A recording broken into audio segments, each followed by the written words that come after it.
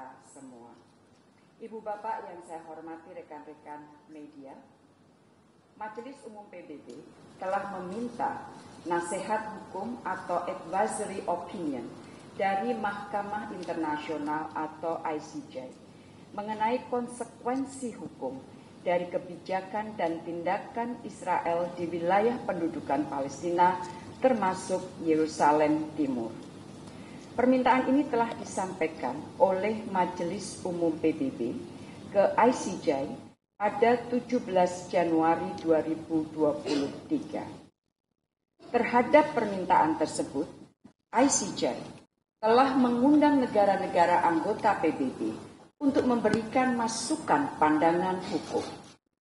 Merespon permintaan tersebut, dari sejak awal, Indonesia sudah memutuskan akan berpartisipasi aktif, membantu memberikan masukan pandangan hukum kepada ICJ. Masukan tersebut terdiri dari dua hal. Pertama, masukan tertulis atau written statement yang sudah disampaikan Indonesia kepada ICJ pada bulan Juli 2023. Yang kedua, pernyataan lisan atau oral statement akan disampaikan oleh Menteri Luar Negeri Indonesia tanggal 19 Februari 2024 di ICJ. Ibu Bapak yang saya hormati, sebagai informasi, walaupun belum menjadi pihak konvensi genosida, Indonesia telah memberikan dukungan kepada Afrika Selatan untuk konvensi ICJ.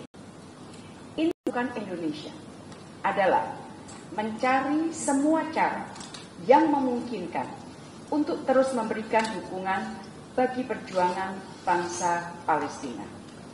Ibu Bapak yang saya hormati, pertemuan pagi ini sangat penting karena saya dan Kementerian Luar Negeri ingin mendengarkan masukan para ahli hukum internasional mengenai dasar dan prinsip hukum internasional bahwa pelanggaran Israel tidak dapat diterima. Pandangan dan masukan para ahli hukum internasional diperlukan untuk membangun legal opinion yang komprehensif dan sesuai hukum internasional untuk menunjukkan kepada dunia blatant violation of international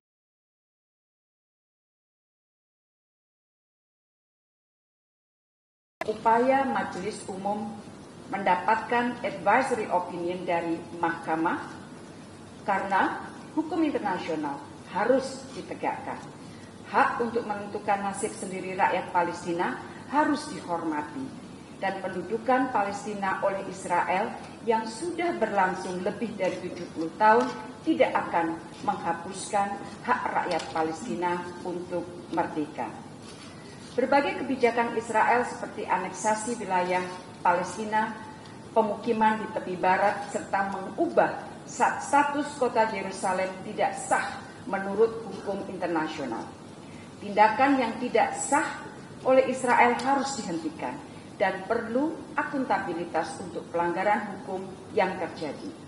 Negara-negara harus juga memberikan dukungan kepada Palestina dan masyarakat internasional termasuk PBB harus tidak mengakui legalitas tindakan Israel tersebut. Ibu Bapak yang saya hormati, tampilnya Indonesia di depan Mahkamah Internasional akan melengkapi berbagai langkah diplomasi Indonesia dalam mendukung perjuangan bangsa Palestina.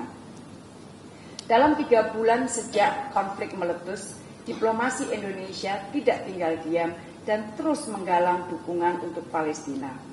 2 kali saya berbicara di depan Dewan Keamanan PBB dan juga Majelis Umum PBB. Saya juga berbicara di forum internasional lainnya seperti ASEAN, WHO, Dewan HAM, hingga Global Refugee Forum. Para diplomat Indonesia juga menyuarakan dan menggalang dukungan bagi Palestina di berbagai forum dan di berbagai negara. Dan pada saat yang sama, Indonesia juga telah mengirimkan dan akan terus mengirimkan bantuan kemanusiaan untuk Palestina. Presiden Joko Widodo juga langsung memimpin delegasi Indonesia pada KTT gabungan OKI menjadi salah satu motor penggerak untuk menggalang dukungan bagi Palestina. Dan secara khusus, para pemimpin KTT gabungan OKI dan Liga Arab telah meminta saya dan 6 Menteri Luar Negeri OKI lainnya untuk menjalankan misi internasional mendorong gencatan senjata dan proses perdamaian. Dalam menjalankan mandat tersebut, Ibu Bapak, Komite Menlu telah melaksanakan, Komite Menlu ini adalah 7 Menteri Luar Negeri dari OKI. Komite Menlu telah melakukan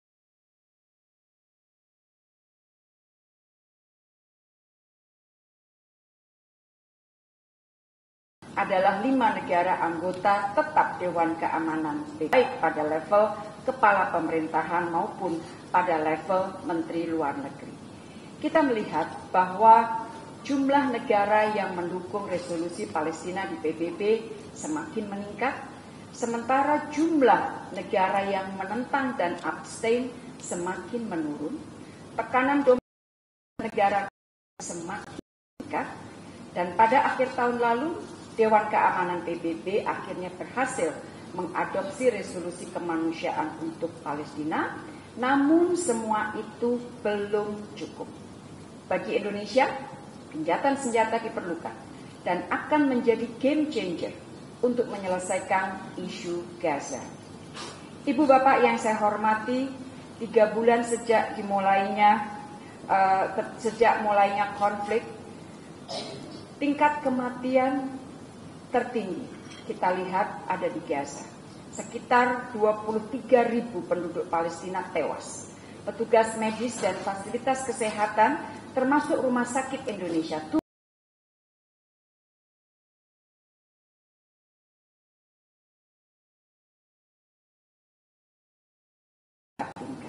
karena itu diplomasi Indonesia untuk Palestina belumlah selesai. Diplomasi Indonesia harus terus berlanjut, baik dari sisi politik, ekonomi, kemanusiaan, dan juga hukum internasional, hingga bangsa Palestina dapat menikmati kemerdekaan yang sepenuh-penuhnya. Di dalam konteks inilah pandangan dan masukan dari para ahli hukum internasional diperlukan, karena hukum internasional adalah elemen penting dari politik luar negeri dan diplomasi Indonesia. Ibu Bapak yang saya hormati, saya mengapresiasi sangat tinggi kehadiran dan kontribusi para pakar hukum internasional di ruangan ini untuk menyumbangkan pikiran dan gagasan guna memperkaya dan menajamkan pandangan hukum Indonesia yang akan saya sampaikan ke Mahkamah Internasional pada bulan Februari mendatang.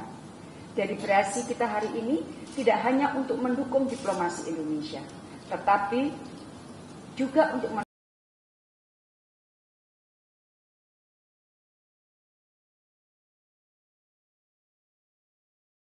Palestina mencapai cita-cita kemerdekaannya. Akhir kata, sekali lagi saya ucapkan terima kasih banyak atas kehadiran dan partisipasi aktif Ibu dan Bapak serta para pakar hukum. Ucapkan bismillah secara resmi saya buka. Sekali lagi terima kasih dan mudah-mudahan upaya kita hari ini akan banyak manfaatnya bagi kita, bagi dunia, dan terutama bagi Palestina. Terima kasih. Wassalamualaikum warahmatullahi wabarakatuh. Terima kasih. Selanjutnya adalah sesi foto bersama. Mohon dengan Menteri, Wakil Menteri, dan para panelis